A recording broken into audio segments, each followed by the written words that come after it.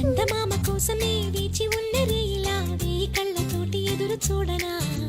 వానజల్లు కోసమే వేచి ఉన్న పైరులా గంపెడంత ఆశతోటి చూడనా బాబువా